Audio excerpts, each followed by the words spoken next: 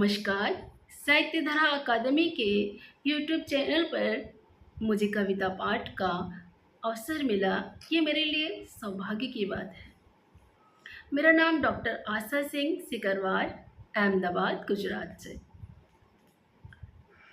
आज हमारी कविता का शीर्षक है रक्षा बंधन। मुझे उम्मीद है आपको पसंद आएगी।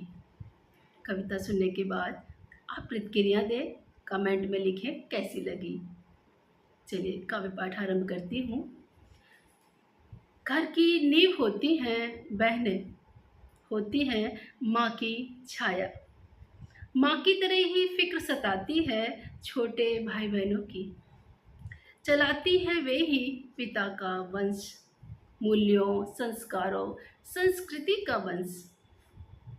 माँ से मिले विरासत में प्रेम, स्नेह, वात्सल्य के बीज दूसरी दहलीज में रोप देती है।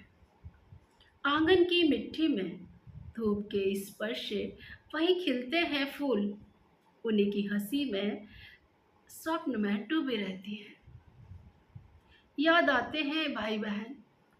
बड़ी बहन करती आई है छोटे भाइयों की परवरिश। घर के छोटे बड़े कामों का भार सहजता से उठा लेती है। अपार अंधकार में खड़ी रहती हैं दिया बनकर। दूर दराज ब्याही गई, वहीं से भाइयों पर आशीष लुटाती हैं। कभी कभार तीज त्योहारों पर आती हैं कुछ देर अपनी गृहस्थी से मुंह फेर। भाइयों की बाट देखती हैं महीनों सालों। उनके घरों में होता है जब कोई विवाह प्रसंग, सबसे पहले अपने भाइयों को न्योता देती हैं। भाई के आते ही आ जाता है जैसे एक बाजू। अकेली होकर भी बन जाती हैं शक्तिशाली। कहीं दूर से सदाएं आती हैं तीज त्योहारों पर। सावन भादों की हरियाली आंखों में उतर आती है। बहनों के आते ही आ जाती है घर में रौनक।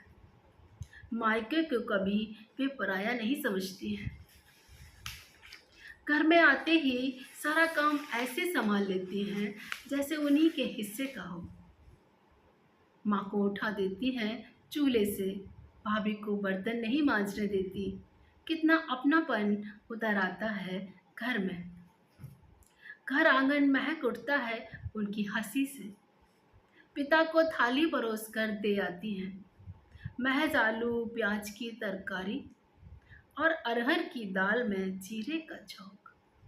घर भर की भूख पर लग जाता है स्वाद का पैबंद।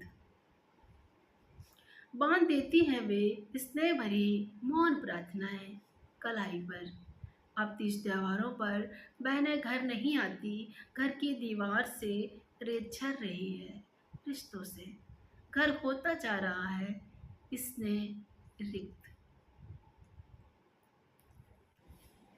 शीर्षक है बेटी। बेटी अबोधनी खूबसूरत वस्त्र और लंच बॉक्स के साथ गाड़ी से उतरकर स्कूल में कदम रखती है। भटकती है अनजाने किले में, किसी कोने में देह के लड़कपन उतर जाता है। उम्र भर सोचती है अंधेरे में, नहीं लिख पाती जिंदगी की किताब में, नहीं हो पाता उद्धृत बचपन। भेड़ियों का कोई तयशुदा चेहरा नहीं होता, न होते हैं निश्चिंत ठिकाने। वे धरती के किसी भी कोने में हो सकते हैं, अपने खूंखार नाखून और दांतों के साथ। कहीं पर भी रौंद सकते हैं एकदम ताजी फसल। इस सदी का दर्द लांघ चुका है तैमूर।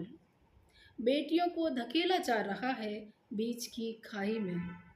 नहीं आ पा रही हैं बाहर